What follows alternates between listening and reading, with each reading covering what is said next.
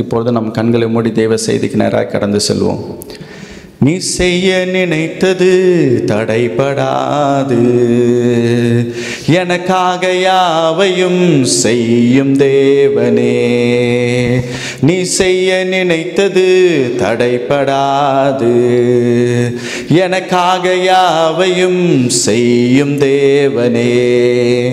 உம் வேலைக்காக காத்திருக்க பொறுமையை எனக்கு தந்தருளும். உம் வேலைக்காக காத்திருக்க பொறுமையை எனக்கு தந்தருளும். நீ செய்ய நினைத்தது தடைபடாது, எனக்காக யாவையும் செய்யும் தேவனே. காலங்கள் மாறலாம், மனிதர்கள் மாறலாம், மாறாத தேவன் இருப்பதால் கலக்கமில்ல. காலங்கள் மாறலாம், மனிதர்கள் மாறலாம், மாறாத தேவன் இருப்பதால் கலக்கமில்ல. என்னோடு நீ சொன்ன வார்த்தையை எனக்காக நிறைவேற்றுவே. என்னோடு நீ சொன்ன வார்த்தையை எனக்காக நிறைவேற்றுவே. நீ செய்ய நினைத்தது தடைபடாது, எனக்காக யாவையும் செய்யும் தேவனே. நீ செய்ய நினைத்தது தடைபடாது, எனக்காக யாவையும் செய்யும் தேவனே. தடை போல சத்துரு வாசலை அடைத்தாலும் தடைகளை உடைக்கும் நீ என் முன்னே நடந்து செல்வி.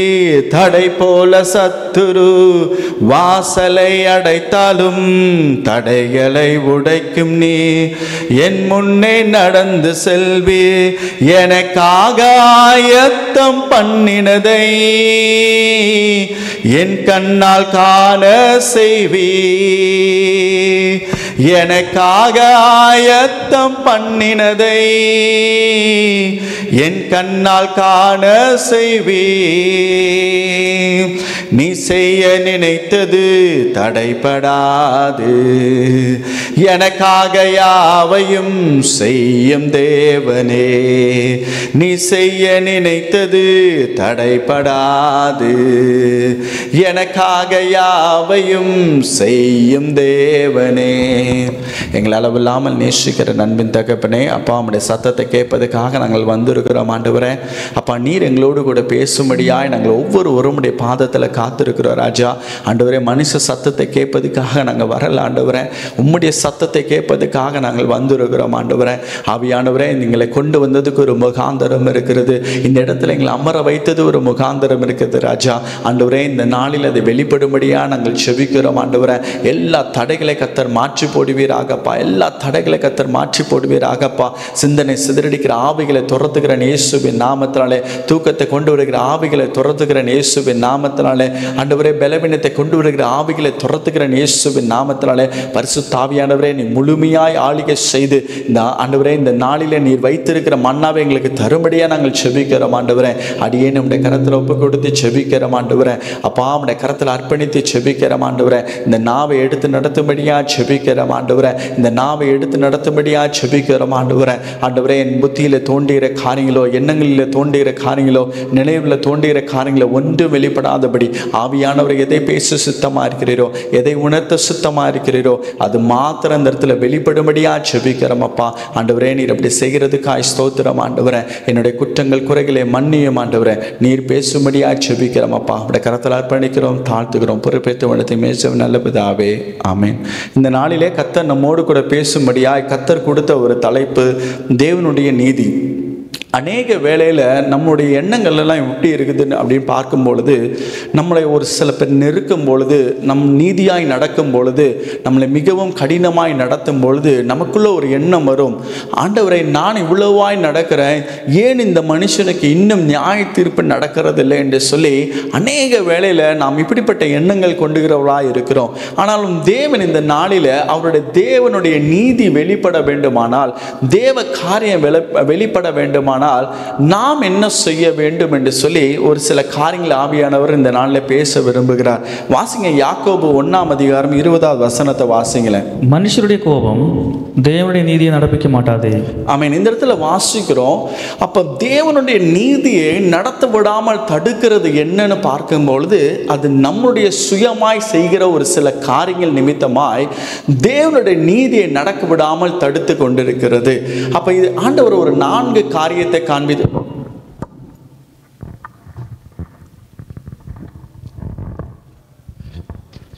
தேவன் ஒரு 4 காரியத்தை காண்பித்து கொடுக்கிறார்.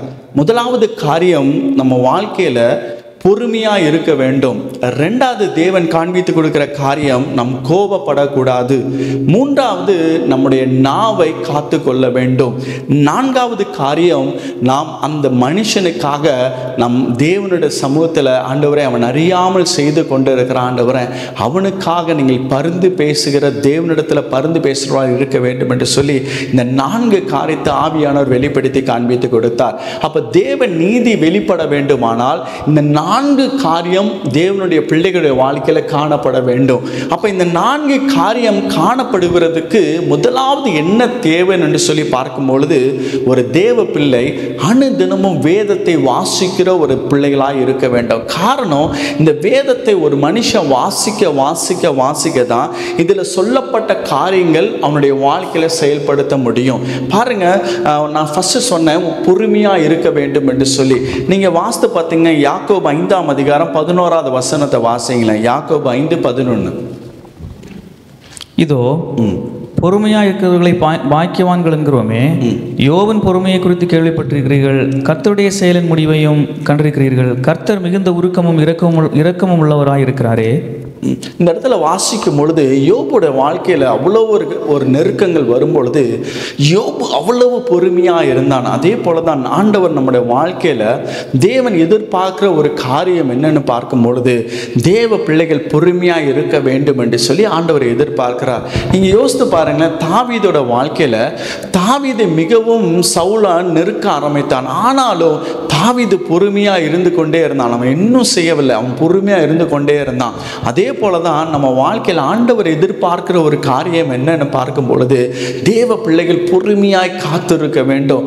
நாம் நினைக்கிறபடி அல்ல, நாம் விரும்புகிறபடி எல்லாம் நாம் நினைச்ச நேரத்தில் அந்த காரியம் நடக்கணும் என்று சொல்லி அநேக வேளையில் சில தவறான காரியங்களை நம்ம எதிர்பார்த்து நின்று கொண்டிருக்கிறோம். ஆண்டவருடைய திட்டமும் ஆண்டவருடைய வெளிப்பாடும் அப்படி காணப்படாது. ஆண்டவருடைய செயல்பாடு நீங்க நினைக்கிற மாதிரி கிடையாது. அதனால தான் வேதம் சொல்லுறது, மனுஷன் நியாய தீர்க்கிறபடியாக என்னுடைய நியாய தீர்ப்பு இருக்காது என்று சொல்லுகிற வசனம் சொல்லப்படுகிறது. அப்ப நம்முடைய வாழ்க்கையில் ஆண்டவர் தன்னுடைய பிள்ளைகளிடத்தில் எதிர்பார்க்கிற முதலாவது காரியம், நீங்க நீடிய பொறுமை உள்ளவர்களாக இருக்க வேண்டும் என்று சொல்லி. யோபு தன்னுடைய வாழ்க்கையில் அந்த கடினமான சூழ்நிலையிலும் அவன் மிகுந்த பொறுமை உள்ளவனாக இருக்கிறான்.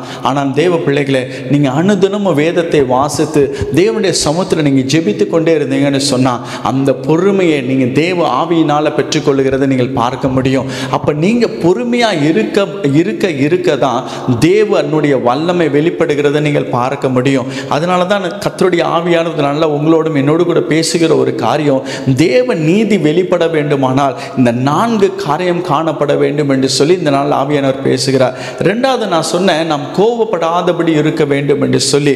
நீங்க வாஸ்து பார்த்தீங்கன்னா, இப்போ நம்ம வாஸ்து பாருங்க, யாக்கோபு 1:20 நாம் கோபப்பட்டோம் என்று சொன்னால் அந்த இடத்துல அந்த காரியங்கள் முடிந்து விட்டது, தேவனால் செயல்பட முடியாது. நாம் அநேக தவறு செய்கிற ஒரு காரியம் என்ன, நம்ம உடனே கோபப்பட்டு அதற்கு மாறுதலான ஒரு வார்த்தையை பேசி அதற்கு விரோதமான காரியத்தை நாம் நாவுனால பேசி அந்த காரியம் தேவனுடைய நீதி செயல்படாமல் போகிறதுக்கு அது மிகப்பெரிய தடையாக இருக்கிறது என்று சொல்லி அநேகருக்கு தெரியாமல் போகிறது. ஏன் என் வாழ்க்கையில் ஆண்டவர் ஒன்றும் செய்ய மாட்டேங்கிறான்னு சொன்னால், நாம் அவங்க செய்யறதுக்கு விரோதமாய் நாமளும் திருப்பி அப்படிப்பட்ட வார்த்தைகளை பேசி நாம் சில காரியங்களை செய்து விடுகிறோம், கோவப்பட்டு சில காரியங்களை நடத்தி விடுகிறோம். அதுதான் இந்த நாளில் ஆவியானவர் சொல்லுகிறார், நீங்கள் கோவப்படாமல் இருக்க வேண்டும். காரணம், என் நீதி வெளிப்பட வேண்டுமானால் நீங்கள் கோவப்படாமல் இருக்க வேண்டும் என்று சொல்லி இந்த நாளில் ஆவியானவர் பேசி கொண்டிருக்கிறார். அநேக வேளையில் இந்த காரியங்களை நம்ம தவறி போய் கொண்டு இருக்கிறோம். அநேக வேளையில் நாம் கோவப்பட்டு தேவனை துக்கப்படுத்துகிறவர்களாய் மாறுகிறோம். அநேக வேளையில் நம் தேவனுடைய பிள்ளை என்று சொல்லுகிறோம், நான் தேவனை நேசிக்கிற ஒரு பிள்ளை என்று சொல்லுகிறோம், நான் அனுதினமும் வேதத்தை வாசிக்கிறேன், நான் ஆண்டோட சமூகத்தில் அதிகமாக செபிக்கிறேன், எல்லாம் சொல்கிறோம். ஆனால் நமக்கு ஒரு போராட்டம்னு வரும்பொழுது, ஒரு நெருக்கம் வரும்பொழுது நாம் அந்த இடத்துல தவறி போகிறவர்களாய் காணப்படுகிறோம். நான் எப்பொழுதும் ஒரு காரியத்தை புரிந்து கொள்ளுங்க, நமக்கு எந்த பிரச்சனையும் வராத போது பாவம் செய்யாமல் இருக்கிறதுல ஒரு பயனும் இல்லை. நமக்கு பிரச்சனைகள் வரும்பொழுது அந்த இடத்துல நாம் பொறுமையாய் தேவன் சொல்லுகிறபடி என் வாழ்க்கை காணப்படுகிறதா என்று சொல்லி பார்க்கும் பொழுது தான் நாம் தேவனுக்குள்ள எவ்வளவாய் வளர்ந்திருக்கிறோம் என்பதை நீங்கள் அறிந்து கொள்ள முடியும். அநேக வேளையில் நமக்கு எந்த பிரச்சனையும் வராத போது நாம் காண்பித்தோம், நான் ரொம்ப பொறுமையாக இருக்கிறவன், நான் எல்லா இடத்துலையும் விட்டு கொடுக்கிறவன், நான் எல்லா இடத்துலையும் தாழ்ந்து போகிறவன் சொல்லி அநேக வேளையில் நம்ம மனதில் நினைத்து கொள்ளுகிறோம். ஆனால் நமக்கு ஒரு போராட்டம் வரும்போது, ஒரு பிரச்சனை வரும்பொழுது, ஒரு நெருக்கம் வரும்போது, அது நம்ம வேலை செய்கிற இடத்துல இருந்தாலும் சரிதான், இல்லை வீட்டில் இருந்தாலும் சரிதான், இல்லை நம்ம சுற்றி இருக்கிற ஜனத்தின் நிமித்தமாய் வருகிற நெருக்கமாக இருக்கும்போது சரிதான், அப்பொழுது நாம் நீதிய பொறுமை உள்ளவர்களாக இருக்கிறோமா, நம் கோவப்படாமல் இருக்கிறோமா என்று சொல்லி பார்க்கும்போது தான் தெரியும் நான் தேவனுக்குள்ளே எவ்வளவாய் வளர்ந்திருக்கிறேன், தேவன் விரும்புகிற வழி நான் ஜீவிக்கிறேனா, என் தேவன் எதிர்பார்க்கிறதை நான் என் வாழ்க்கையில் நடைமுறை செய்கிறேனா என்று சொல்லி இந்த நாள் ஆவியானவர் உங்களோடு கூட என்னோடு கூட இடைப்பட்டு கொண்டிருக்கிறார். தேவ பிள்ளைகளே, உங்கள் வாழ்க்கையில் சில காரியங்களை தேவன் இன்னும் செயல்பட முடியாமல் இருப்பதுக்கு காரணம் என்ன தெரியுமா? நீங்கள் சில இடத்துல கோவப்பட்டு சில காரியங்களை செய்ததினால் வருகிற அதோட பின்விளைவு நிமித்தமாய் தேவனால் ஒன்றும் செய்ய முடியாமல் அந்த இடத்துல ஒரு நீதியை நடைபெறுத்த முடியாமல் இருக்கிறது. மூன்றாவது காரியம் நான் சொன்ன பாருங்க, நம்முடைய நாவை மிகவும் ஜாக்கிரதையாய் காத்து கொள்ள வேண்டும். நீங்கள் சங்கீதம் 39:1 வசனத்தை வாசிங்களேன்.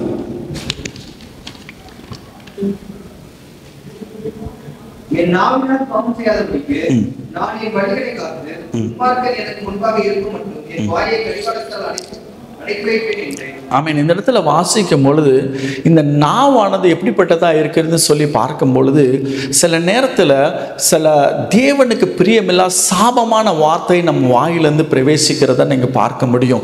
அநேக வேளையில் பாருங்கள், நீங்கள் சாபமான வார்த்தை மாத்திரமல்ல, சில கெட்ட வார்த்தைகள் நம்ம வாயிலிருந்து வெளிப்படுகிறத நீங்கள் பார்க்க முடியும்.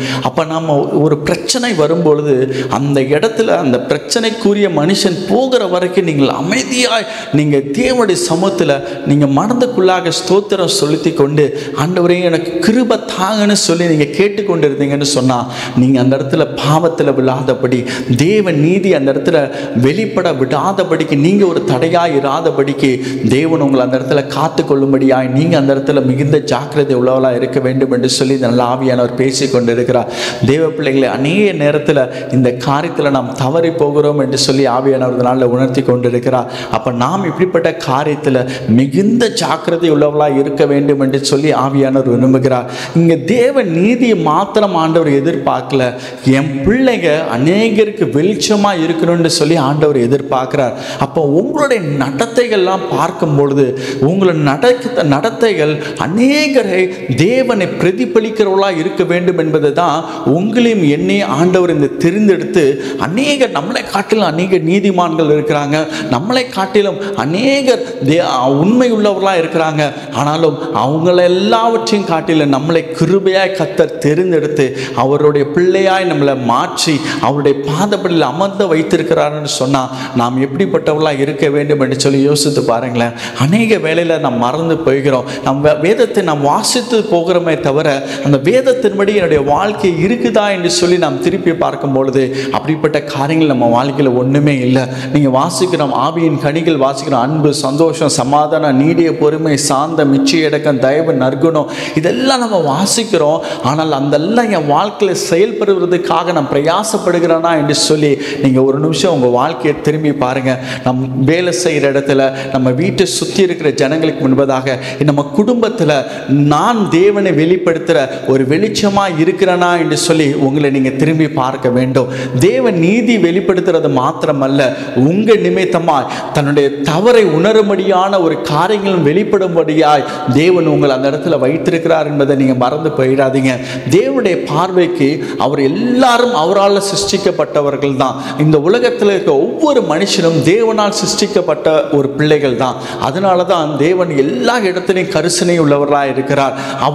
அவருடைய இருதயம் எப்படிப்பட்டதுன்னா, தன் தவறை தேவனுடைய சமூகத்தில் ஒப்புக்கொண்டு மனம் திரும்புகிறவர்கள் தான் தேவனுக்கு மிகவும் பிரியமான பிள்ளைகளாக இருக்கிறார்கள்.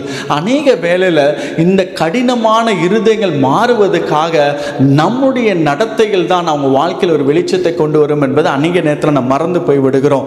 காரணம், இந்த நம்முடைய வெளிச்சமானது அந்த மனுஷனுடைய இருளை மாற்றும் என்பது அநேகருக்கு தெரிகிறது இல்லை.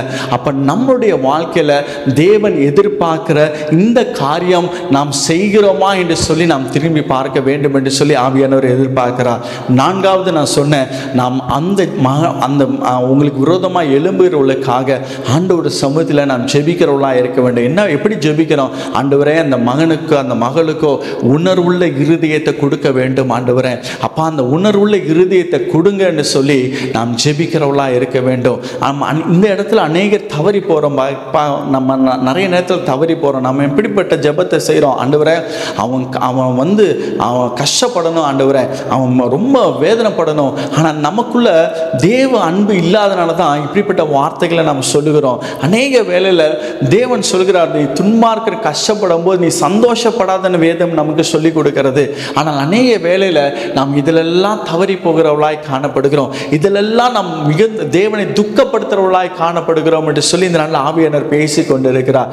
தேவ பிள்ளைகளே, நீங்கள் ஜெபிக்கணும் அவங்களுக்காக. ஆண்டவரே, அவனுக்குள்ள செயல்படுகிற, அவனுக்குள்ளேருந்து கிரியை செய்கிற அந்த ஆவிகளை நான் கட்டுகிறேன். ஆண்டவரே, அவன் அறியாமல் செய்து கொண்டிருக்கிறான்.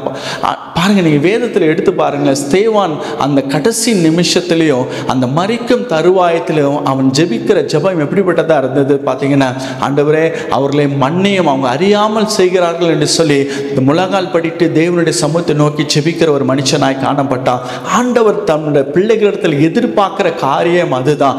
நீங்கள் ஜெபிக்க வேண்டும். ஆண்டவரே, அவங்க அறியாமல் இருக்கிறாங்கப்பா, நீங்கள் இரக்கம் காட்டுங்கன்னு சொல்லி நாம் ஜெபிக்கிறவர்களாக இருக்க வேண்டும். அநேக வேளையில் நாம் செய்கிற ஒரு காரியம் என்ன தெரியுமா? நாம் இருக்கிற இடத்துல நம்ம சுற்றி இருக்கிற ஜனங்களுக்கு முன்பதாக நாம் வெளிச்சமாக இருக்கிறனா என்று சொல்லி நாம் திரும்பி பார்க்க வேண்டும். சில காரியங்கள் சில காரியங்களை ஆண்டவர் அனுமதிக்கிறது எதற்காகன்னு சொன்னால், உங்களுடைய பார்வைக்கு உங்களுக்கு நெருக்கமாக இருக்கலாம். ஆனால் அது ரெண்டு விதமாக செயல்படும். ஒன்று, உங்களை உருவாக்கப்படுவதற்கு மாத்திரமல்ல, உங்களை சுற்றி இருக்கிற ஜனங்களுக்கு அவர் ஒரு வெளிச்சமாக இருக்கிறார் என்பதை காண்பித்து கொடுக்கும்படியாய் உங்களை வைத்திருக்கிறார் என்பதை நீங்கள் அநேக நேரத்தில் மறந்து போய் விடுகிறோம். அதனால தான் ஆண்டவர் இந்த நாளில் சொல்லுகிறார், என்னுடைய நீதி வெளிப்பட வேண்டுமானால் என் பிள்ளைங்க முதலாவது இந்த 4 காரியத்தை அவங்க வாழ்க்கையில் காணப்பட வேண்டும் என்று சொல்லி ஆவியானவர் விரும்புகிறார். இந்த 4 காரியம் ஒரு தேவ பிள்ளைகளுடைய வாழ்க்கையில் செயல்பட ஆரம்பிச்சிச்சுன்னு சொன்னால் தேவ நீதி அந்த இடத்துல வெளிப்படுகிறத நீங்கள் பார்க்க முடியும். அப்போ இந்த 4 காரியத்துக்காக நீங்கள் ஒவ்வொரு நாளும் ஜெபிக்கணும். ஒருவேளை யாராவது நெருக்கத்தில் போய் கொண்டிருக்கிறீங்களான்னு எனக்கு தெரியாது.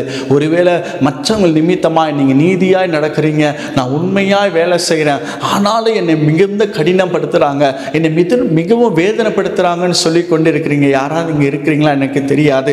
இந்த செய்தியை கொடுத்தது ஆவியானவர், இந்த வார்த்தையை கொடுத்ததும் ஆவியானவர் தான். இந்த காரியங்கள் ஒருவேளை அப்படிப்பட்ட வழியாய் நீங்கள் போகிறீங்களா? ஆவியானவர் எதிர்பார்க்குற இந்த 4 காரியம் தான். நீங்கள் முதலாவது பொறுமையாக இருக்க வேண்டும். ரெண்டாவது, நீங்கள் கோவப்படக்கூடாது. உங்கள் நாவை நீங்கள் ஜாக்கிரதையாக காத்துக்கொள்ள வேண்டும். 4வது காரியம், நீங்கள் அந்த மனுஷனுக்காக அந்த மனுஷிக்காக நீங்கள் ஜெபிக்கிறவர்களாக இருக்க வேண்டும் என்று சொல்லி இந்த நல்ல ஆவியானவர் எதிர்பார்க்கிறார். அப்போ நாம் இப்படிப்பட்ட காரியத்தை நாம் செய்வோமானால் நீங்கள் உங்கள் வாழ்க்கையில் தேவனுடைய நீதி வெளிப்படுகிறத நீங்கள் பார்க்க முடியும். நம் தேவ நீதி 2 விதமாய் வெளிப்படும். ஒன்று, அந்த ஜனங்களுக்கு முன்பதாகவே இல்லை அந்த மனுஷனுக்கு முன்பதாகவே தன்னுடைய பிள்ளைகளுடைய தலையை கர்த்தர் உயர்த்துறதை நீங்கள் பார்க்க முடியும். நீங்கள் வேதத்தில் வாஸ்து பார்த்தீங்கன்னா, எஸ்தர் புஸ்தகத்தில் 6ஆம் அதிகாரம் நீங்கள் 2-3 வாசிங்களேன். எஸ்தர் 6:2-3.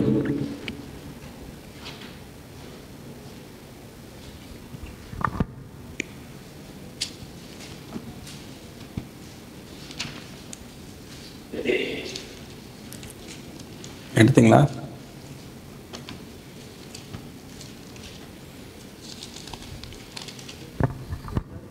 ஆறு 2-3.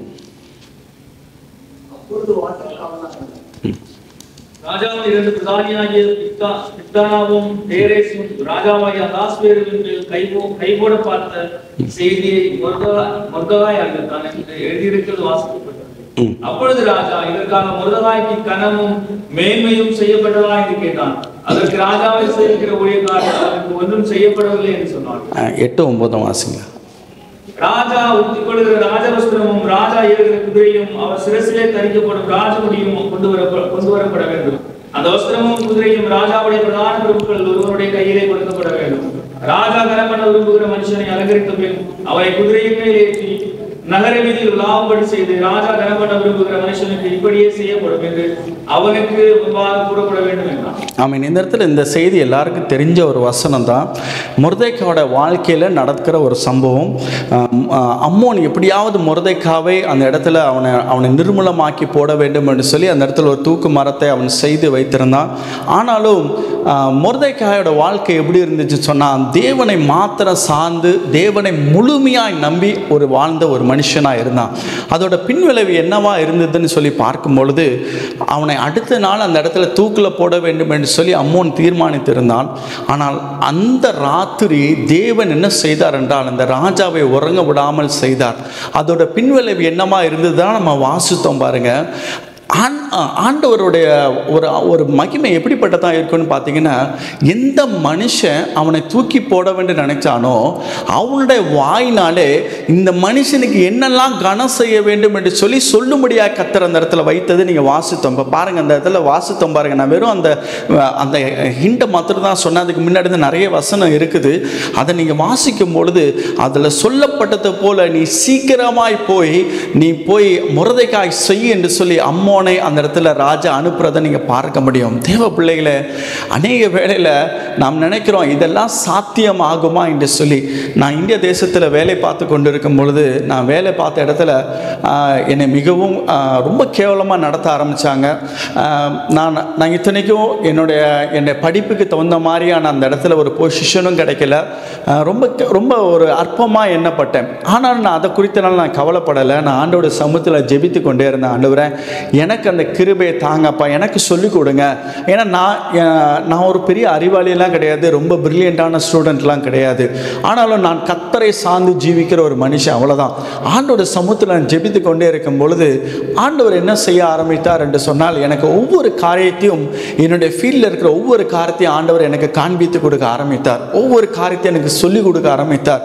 நான் படித்த நாட்களில் இதெல்லாம் நான் படித்தது கிடையாது. ஆனால் ஆவியானவர் எனக்கு அதில் உட்கார வைத்து, ஏன்னா நான் அதிகமாக ஆண்டோட சமூகத்தில் ஜெபிப்பேன். இப்படியெல்லாம் நடக்குது ஆண்டவர், எனக்கு உதவி செய்யுங்க, எனக்கு கிருபை தாங்க ஆண்டவரேன்னு சொல்லி ஆண்டவரே எனக்கு சொல்லிக் கொடுங்கன்னு சொல்லி ஆண்டோட சமூகத்தில் கேட்பேன். அப்போ ஆண்டவர் எனக்கு ஒவ்வொரு காரியத்தையும் சொல்லிக் கொடுக்க ஆரம்பித்தார்.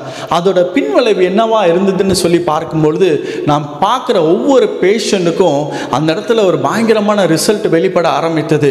அந்த சுற்றி இருக்கிற ஜனங்களுக்கு முன்பதாக படிப்படியாய் சூழ்நிலை மாற ஆரம்பித்தது. அதுக்கப்புறம் அவங்களுடைய கண்களுக்கு முன்பதாக தெரிய வர ஆரம்பித்தது.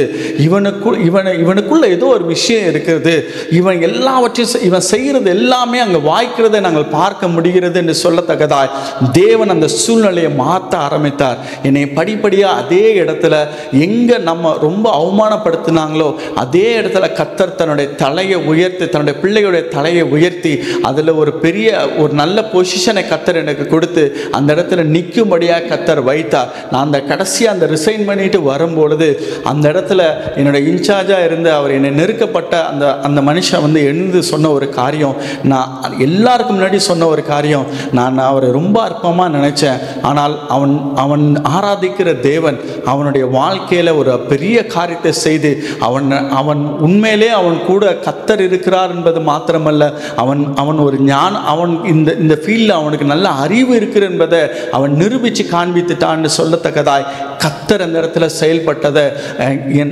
எதுக்காக சொல்லுகிறேன்னு சொன்னால், நம்ம அநேக வேளை நினைக்கிறோம் நமக்காக யார் இருக்கிறான்னு சொல்லி. நீங்கள் உங்களுக்காக யார் இடத்துல நீங்கள் போக வேண்டாம்.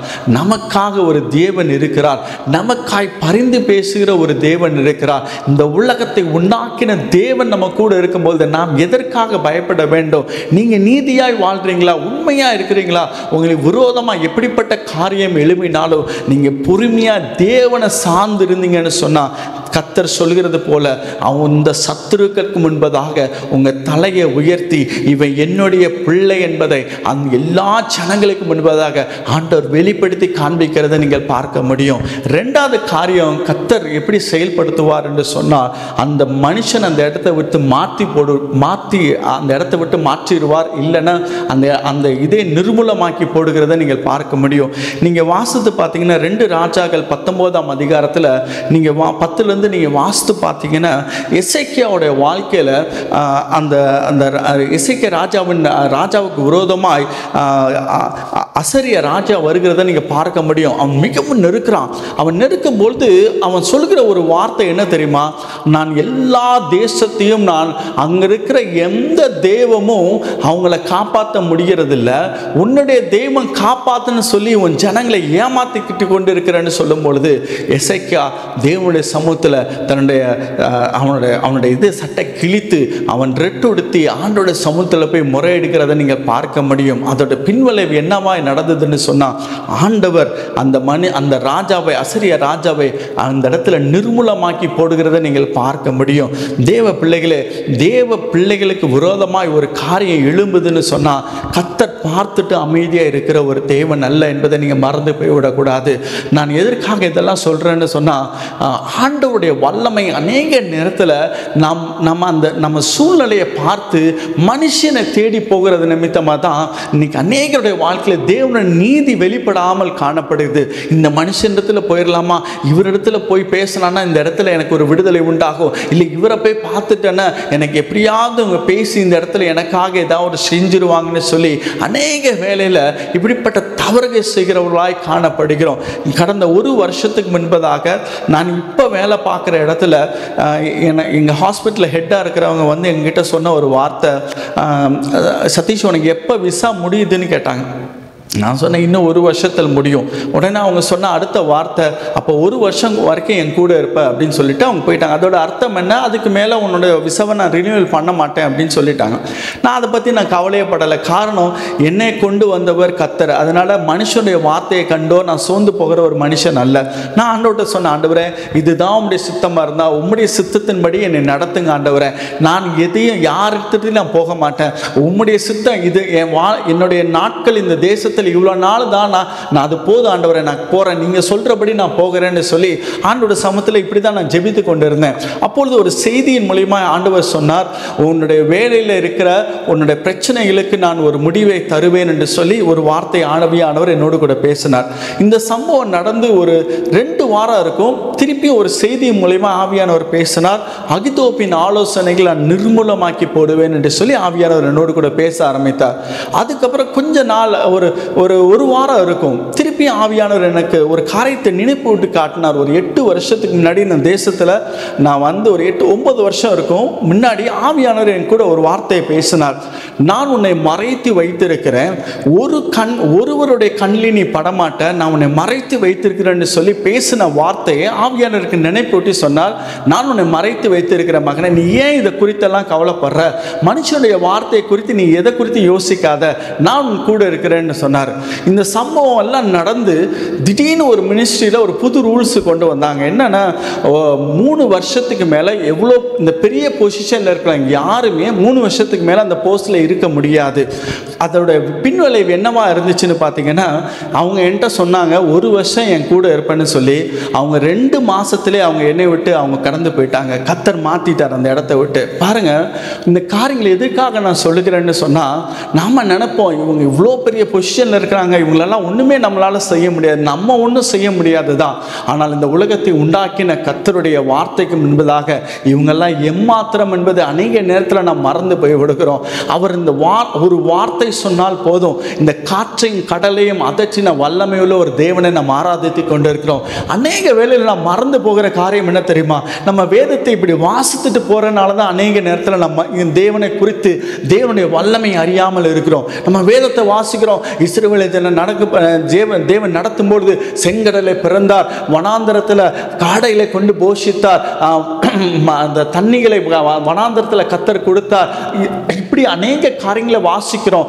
மேக ஸ்தம்பத்தை போல அக்னி ஸ்தம்பத்தை போல தேவன் இருந்தார் என்று சொல்லி நம்ம வாசித்துட்டு போகிறோமே தவிர, நம்ம வாழ்க்கையில் ஒரு போராட்டம் வரும் பொழுது இப்பேற்பட்ட தேவனை தான் நான் ஆராதிக்கிறேன் என்பதை நீங்கள் அநேக வேளை மறந்து போகிறனால தான் தேவனுடைய நீதி உங்கள் வாழ்க்கையில் வெளிப்படாமல் நின்று கொண்டு இருக்கிறது. தேவ பிள்ளைகளே, ஆவியானவர் இந்த நாளில் பேசுகிற ஒரு காரியம் இதுதான்.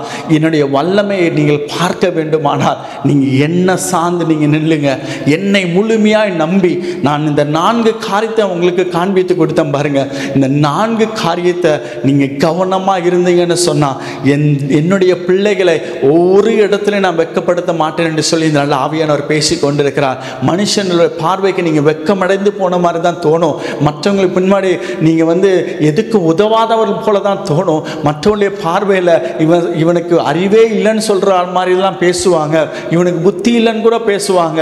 ஆனாலும் நீங்கள் ஒரு காரியத்தை புரிந்து கொள்ளுங்க, நான் தேவனை நம்பி வந்திருக்கிற ஒரு மனுஷன், இந்த உலகத்தை உண்டாக்கின கர்த்தரை நம்பி நான் வந்திருக்கிறேன். அதனால் நான் யார் இடத்துலையும் போக மாட்டேன். பேசட்டும், பேசுகிறவங்க பேசிக்கொண்டே இருக்கட்டும், ஆனால் எனக்காய் பதில் தருகிற ஒரு தேவன் இருக்கிறார் என்பதை நம் மனதில் வைத்துக்கொண்டு நீங்கள் நின்று பாருங்கள்.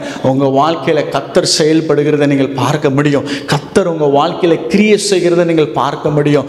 தேவ பிள்ளைகளே, இந்த காரியத்தை மனதில் வைத்துக் கொள்ளுங்க. உங்களுக்கு நெருக்கம் வரும்பொழுது, போராட்டம் வரும்பொழுது, அவ்வளோதான் எல்லாம் முடிந்தது என்று சொல்லி நீங்கள் நினைத்து இருக்கலாம். பாருங்கள், அந்த ஒரு இரவிலே கர்த்தர் தலைகளாய் மாற்றி போட்டார். உண்மையானால் இதெல்லாம் எதற்காக கர்த்தர் இந்த வேதத்தில் எழுதி வைத்திருக்கிறார் தெரியுமா உங்களுக்கு?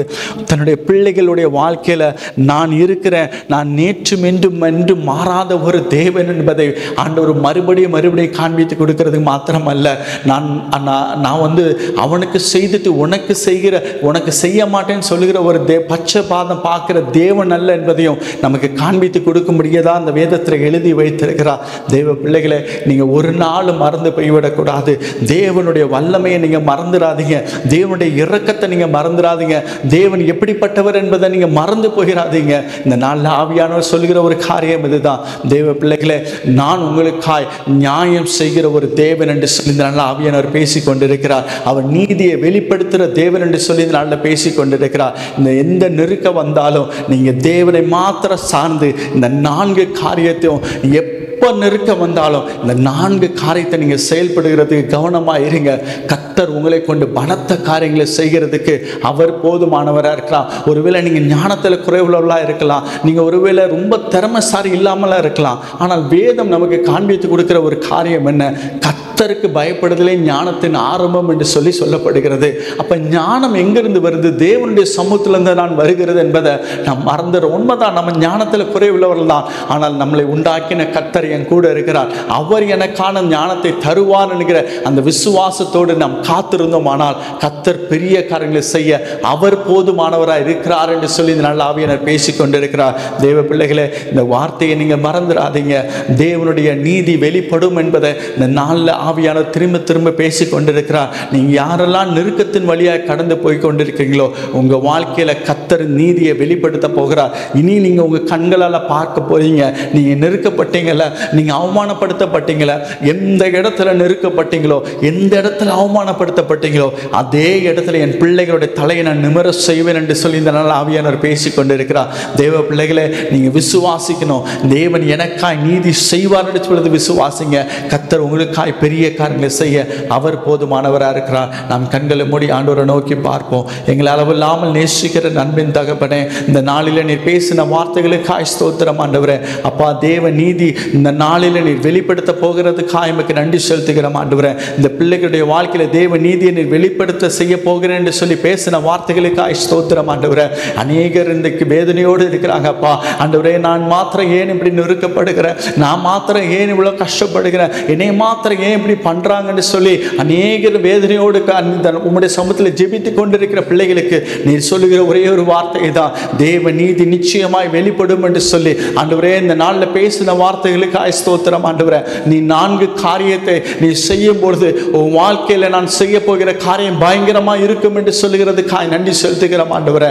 அப்பா, வந்திருக்கிற ஒவ்வொரு பிள்ளைகளுடைய இருதயத்தில் பேசின வார்த்தைகளுக்காய் ஸ்தோத்திரம். இந்த பிள்ளைகளோடு கூட நீர் இடைப்பட்டதுக்காய் ஸ்தோத்திரம் ஆண்டவரே. நீர் எவ்வளவா இந்த பிள்ளைகளை நேசிக்கிறீர் என்பதை இந்த நாளில் வெளிப்படுத்தி காண்பித்ததுக்காய் மிக்க கொடான கோடி ஸ்தோத்திரம், துதிகளை, நன்றிகளை மேலெடுக்கிறாங்க தாவே. ஆண்டவரே, நீர் எவ்வளவாய் நேசிக்கிறது நிமித்தமாய் தான் அல்லவா இந்த வார்த்தைகளை எங்களுக்காய் கொடுத்தீங்க. அப்பா ஆண்டவரே, நீர் கிருபியாய் கொடுத்த மன்னாவுக்காய் நன்றி செலுத்துகிற ஆண்டவரே.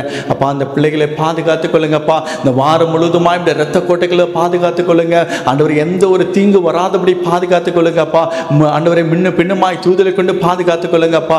அதே போல வேலை செய்யறதுல ஞானமாய் வேலை செய்ய கர்த்தர் உதவி செய்யுங்கப்பா. எந்த ஒரு ஆபத்து வராதபடி காத்துக்கொள்ளுங்கப்பா. அதே அவருடைய கண்ணது தயவு கிடைக்க கர்த்தர் உதவி செய்யுங்க ஆண்டவரே. அதே போல தேவையில்லாத செலவுகள், அனாவசியமான செலவுகள், வீணான செலவுகள் ஒன்று வராதபடி கர்த்தர் பிள்ளைகளை பாதுகாத்துக் கொள்ளுங்கப்பா. சத்துருடைய கண்கள் இதெல்லாம் விலைக்கு பிள்ளைகளை பாதுகாத்துக் கொள்ளுங்க ஆண்டவரே. எந்த ஒரு பலவீனங்களை, நோய்களை பிள்ளைகளை தொடாதபடி இயேசுவின் இரத்தத்தால் முத்திரைத்து பாதுகாத்துக் கொள்ளும்படியா ஜெபிக்கிறோம் ஆண்டவரே. எல்லா பலவீனத்தை மாற்றி போடுகிறதுக்காய் ஸ்தோத்திரம், ஸ்தோத்திரம், ஸ்தோத்திரம் ஆண்டவரே. அப்பா, நீர் பெரிய காரியங்களை செய்கிறதுக்காய் எமக்கு நன்றி செலுத்துகிறேன் ஆண்டவரே. அநேக சாட்சிகளை நீர் எழுப்ப போவதுக்காய் எமக்கு ஸ்தோத்திரம் ஆண்டவரே. அப்பா, நான் ஒரு மண்ணான மனுஷன் ஆண்டவரே, உம்மை சுமக்கிற ஒரு கழுதை ஆண்டவரே. எல்லா துதி கன மகிமை எமக்கே செலுத்துகிறோம். இயேசு மூலம் ஜெபங்களின் ஜீவன் நல்ல பிதாவே, ஆமேன். என் ஆத்மாவே கர்த்தரை ஸ்தோத்திரி, என் முழுவதுமே அவர் பரிசுநாமத்தை ஸ்தோத்திரி. என் ஆத்மாவே கர்த்தரை ஸ்தோத்திரி, கர்த்தர் செய்த சகல பலன் மறவாதே. ஆமேன். அல்லேலூயா, அல்லேலூயா, அல்லேலூயா.